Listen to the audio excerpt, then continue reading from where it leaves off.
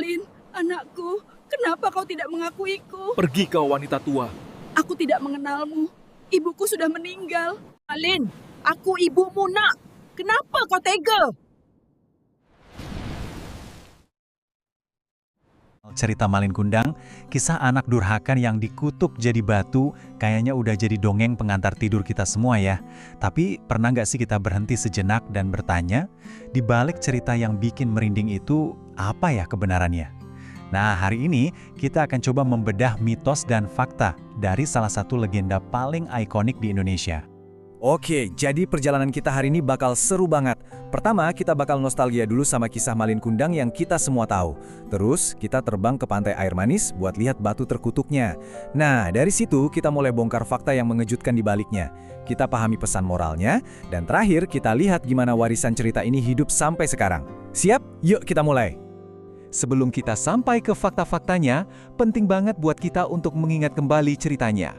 Legenda yang sudah diceritakan dari mulut ke mulut, dari generasi ke generasi. Sebuah kisah tentang mimpi, kesuksesan, dan sebuah pengkhianatan yang memilukan. Nah, ini dia puncaknya. Bisa kebayang nggak sih gimana hancurnya hati seorang ibu Manderubaya saat mengucapkan doa ini? Kalimat inilah yang jadi jantung dari keseluruhan legenda. Sebuah kutukan yang lahir dari sakit hati yang teramat dalam. Ceritanya tuh klasik dan tragis banget ya kan? Dari seorang anak desa yang berbakti, Malin pergi merantau dengan sejuta harapan. Dan dia berhasil, sukses besar, kaya raya. Tapi sayangnya, semua kemewahan itu malah bikin dia lupa diri, lupa daratan, sampai tega nggak ngakuin ibu yang melahirkannya. Setiap langkah dalam ceritanya ini seolah jadi pengingat keras buat kita semua. Oke, sekarang kita bergeser dari dunia cerita ke bukti fisiknya. Sebuah artefak yang katanya membekukan detik-detik terakhir Malin Kundang dalam wujud batu dan berhasil menarik ribuan orang untuk datang melihatnya langsung. Dan inilah dia wujudnya. Terletak di tepi pantai air manis di Padang, ada sebuah batu yang bentuknya unik banget kayak orang lagi bersujud memohon ampun. Bagi banyak orang, ini bukan sekedar batu biasa. Inilah bukti fisik dari legenda itu, momen kutukan yang membeku selamanya. Pertanyaan ini nih, yang paling penting. Pertanyaan yang ada di benak semua orang yang datang ke sana. Pertanyaan yang mengubah kita dari cuma pendengar dongeng, jadi detektif.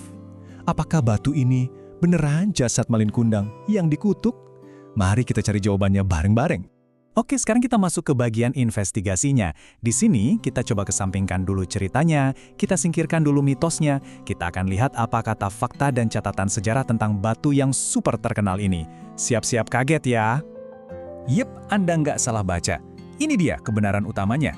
Batu yang selama ini kita anggap sebagai bukti kutukan supernatural, ternyata adalah sebuah mahakarya seni buatan tangan manusia. Nah ini dia detailnya. Jadi batu ini umurnya jauh lebih muda dari legendanya. Batu ini adalah sebuah relief yang sengaja dipahat pada era 1980-an. Dibuat oleh dua seniman, yaitu Dasril Bayras dan Ibn Zani Usman. Tujuannya apa? Ya untuk menghidupkan legenda itu, dan tentunya jadi daya tarik pariwisata. Garis waktu ini menjelaskan semuanya dengan gamblang. Di satu sisi, ada legenda lisannya yang udah berumur ratusan tahun, diwariskan dari kakek nenek kita. Terus, jeng-jeng, ada lompatan waktu yang jauh banget ke tahun 1980-an, saat pemerintah daerah punya ide cemerlang untuk memvisualisasikan legenda ini. Sebuah proyek pariwisata yang ternyata sukses luar biasa. Mari kita bedah lebih dalam lagi ya. Keyakinan kita bilang itu tubuh Malin. Faktanya itu patung beton. Kita kira serpihan di sekitarnya itu puing kapal asli, ternyata itu juga bagian dari pahatannya. Kita pikir batunya sakral, padahal kenyataannya kalau air laut lagi pasang, ya kebanjiran juga dan butuh pompa air. Ini nunjukin betapa dahsyatnya kekuatan sebuah cerita sampai bisa bikin benda buatan manusia terasa begitu nyata dan magis. Tunggu dulu, jadi kalau batunya ternyata buatan manusia, apakah itu berarti ceritanya jadi nggak berharga? Oh, tentu tidak. Sama sekali tidak. Justru sekarang kita akan bahas kenapa legenda ini tetap punya kekuatan yang luar biasa, terlepas dari fakta batunya. Nah, inilah kuncinya. Kekuatan sebuah legenda itu nggak diukur dari apakah ini beneran terjadi, tapi dari kenapa cerita ini terus-menerus diceritakan. Legenda itu ibarat cermin. Cermin yang memantulkan nilai-nilai, ketakutan, dan harapan sebuah masyarakat. Jadi kalau kita bongkar, cerita Malin Kundang ini fungsinya banyak banget.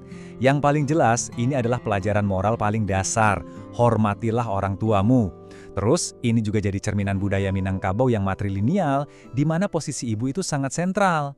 Ini juga jadi alarm buat para perantau. Sukses boleh, tapi jangan pernah lupa akar.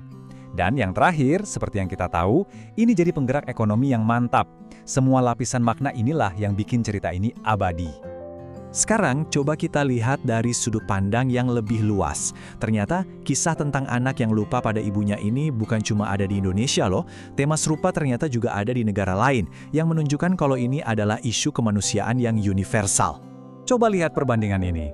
Di negara tetangga kita, Malaysia, ada legenda yang namanya Si Tanggang.